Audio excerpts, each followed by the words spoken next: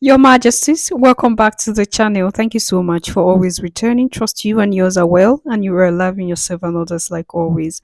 Many thanks to all of you for your support, for all that you do, for this community to keep growing. All right, we are here for that country.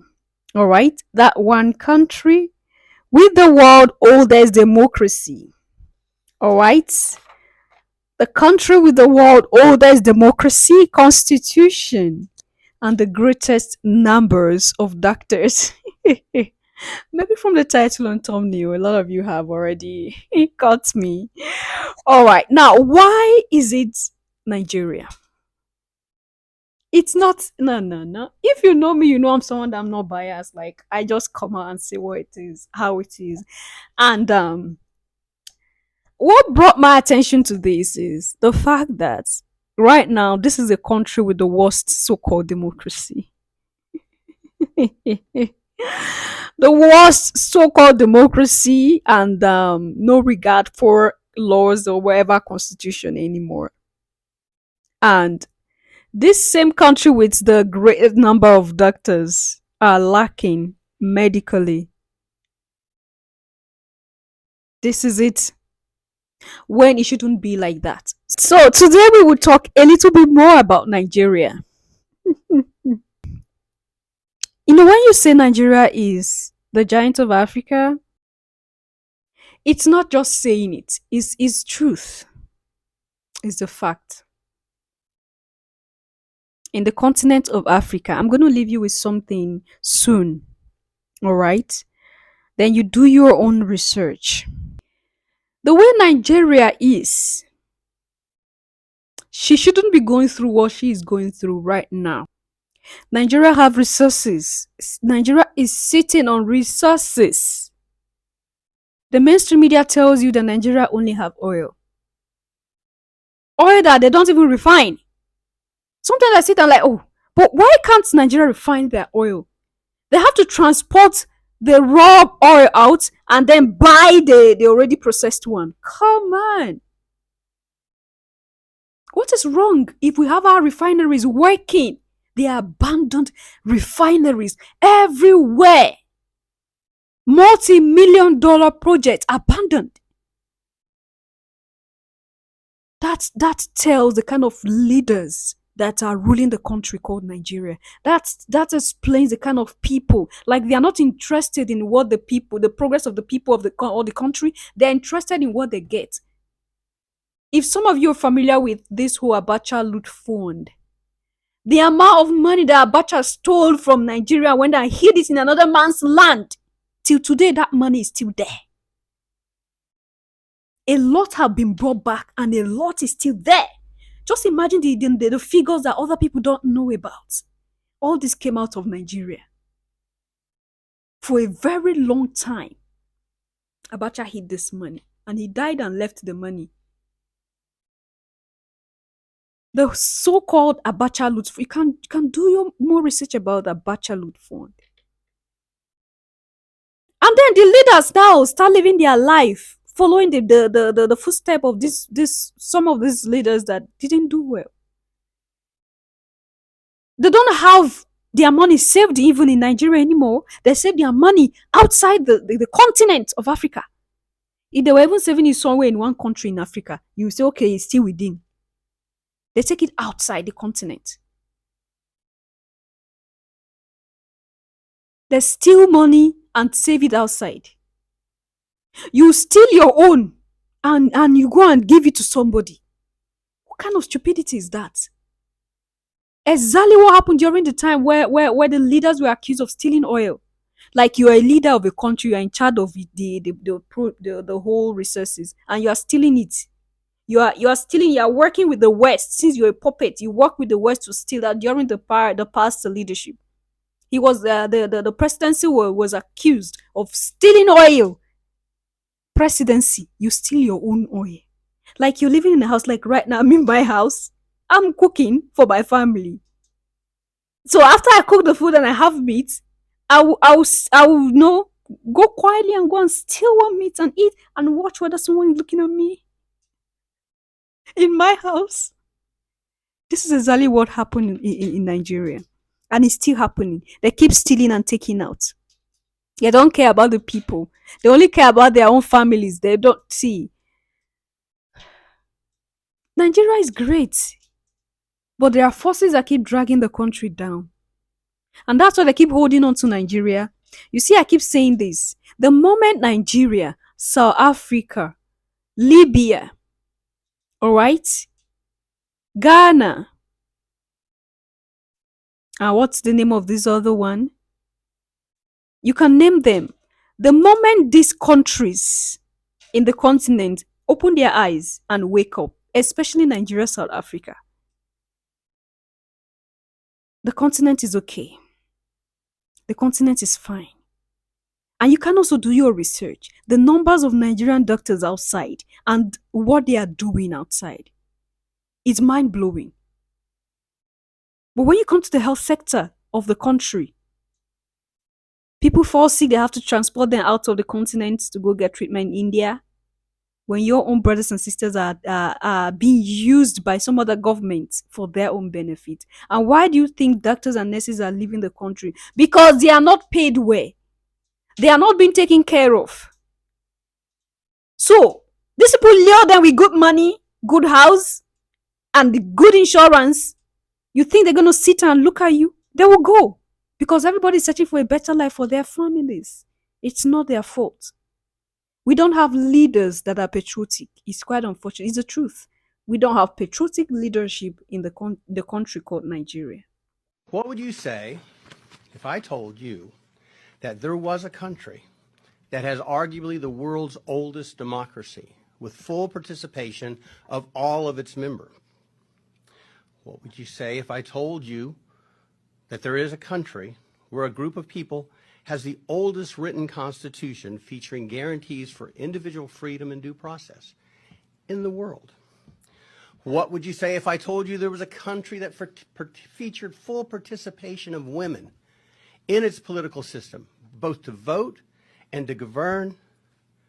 And they started doing this when Europe was in the Dark Ages, in the 800s. What would you say if I told you this very same country has the greatest number of doctors living in the United States of America per capita than any other nation in the world, making America better, building tech companies in the United States to help the people back home?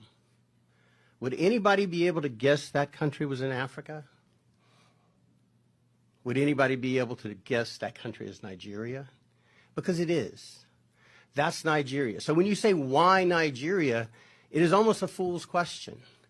One of the greatest nations that has all of these things going for it, and yet we constantly turn our back on Nigeria.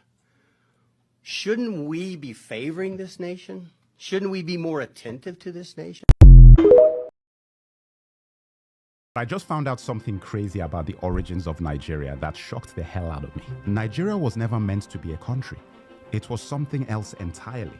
In this video, I'm going to tell you exactly what I discovered. Oh, and I want to acknowledge Burna Boy for bringing my attention to this in his song Another Story on his album African Giant. Thank you for inspiring this video. And all of you, let Burna Boy know he got to me, and now I'm sharing this information with you. The creation of Nigeria was never about democracy, never about Christianity. It was all about money, business, and profit. None of it for us. Pay attention. The area now known as Nigeria was called the Slave Coast up to 1870. This was the point at which the British had stopped slave trading and moved on to palm oil as their primary commodity out of Nigeria. One of the main suppliers of palm oil was the Benin Kingdom, and you have to watch my video of one of the greatest African kings most of you have never heard of, Oba of Oranwen. This is an important story for me personally because I am from that region, so they are my people. And his fight with the empire over palm oil is one of the greatest stories of African colonial history. Anyway, everyone wanted palm oil, and especially the British. A man called George Goldie set up the United African Company in 1879, which was then changed to the National African Company. He structured the palm oil business in the Niger Delta region, and by 1884 he had a monopoly that the British could exploit. So in 1886, Goldie violated the agreement he had made with the chiefs and moved his operations into River Niger and Benue. The company was also renamed at this point to Royal Niger Company. Goldie tricked the chiefs into signing unfair trade deals, giving Goldie exclusive rights to export palm oil instead of what the chiefs thought would be free trade. These contracts were written in English, a language we didn't understand, and based on laws that were not our own. Now guys, this is similar to something I learned when I was in university about the deals done with the Native Americans in what is now known as the United States of America. A very similar thing where deals were done in contracts in English with laws that had nothing to do with the Native Americans. There was a meeting called the Berlin Conference in 1884 to 1885, set up by Germany's first chancellor, Otto von Bismarck. This was where the colonial powers discussed how to carve up Africa and structure trade across the pieces of our continent that they would take. We were not a part of this conversation. The best way to think of this is like the NBA drafts. Guys were out there making bids between lunch breaks and spa sessions. At this conference, the kingdom of Opobo was given to Britain. When King Jaja of Opobo tried to export his own palm oil, he was accused of obstructing commerce and then exiled. How crazy is that? And on his way home in 1891, he was poisoned with a cup of tea. Guys, I couldn't make this stuff up. The Jaja of Opobo story made other chiefs in the region very wary of their deals with the British Empire. King Koko of Nembe Brass was one of those chiefs. He tried to take down the Royal Niger Company and attacked the company headquarters in Akassa, Bayelsa on January 29, 1895. King Koko captured 60 white men and lost 40 of his own soldiers. He used the 60 hostages to demand he be allowed free trade, the agreement he believed he had signed with the British company in the first place. They refused, and he killed 40 of his hostages. The British Royal Navy retaliated by leveling the city of Brass completely on February 20th, 1895. King Koko went into exile, and the British not only took control of the palm oil he once had, but also fined the people of his kingdom £500 as well as confiscating their weapons. Tragically, King Koko committed suicide in exile in 1898 after being branded an outlaw by the British company that had taken his kingdom, palm oil, and reputation. The Royal Niger Company sold its territory to the British government for £865,000 in the late 1800s. This territory was known as Nigeria. In 1914, the Southern Protectorate and Northern Protectorate was combined by Lord Lugard. And like that, the Royal Niger Company was rebranded as a country, which would gain independence on October 1st, 1960. Lugard is a place in Nigeria today, like there's a street called Lugard in Ikoyi. The Royal Niger Company changed its name to the Niger Company Limited, and it was then acquired by Unilever. Unilever still operates in Nigeria to this day. And that, my brothers and sisters, is how Nigeria came to be. We have a long way to go to fix the country, and it starts with the February elections. But we won't ever have a hope in a solution to our problems if we don't know how they started. Remember, it's not about asking anyone else to fix this. This is about knowing your history.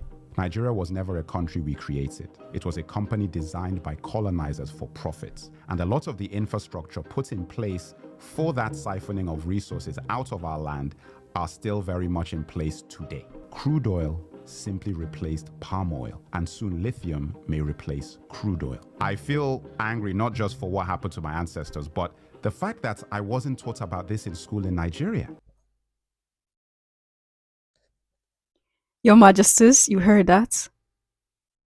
So, when Europe was still in their dark ages, Nigeria was already civilized. And it's the truth. And do you know why it's the truth? Because Nigeria is a country in the continent of Africa. When Africa was living in heaven, Europe and America were still living in hell and total darkness. And this is the truth.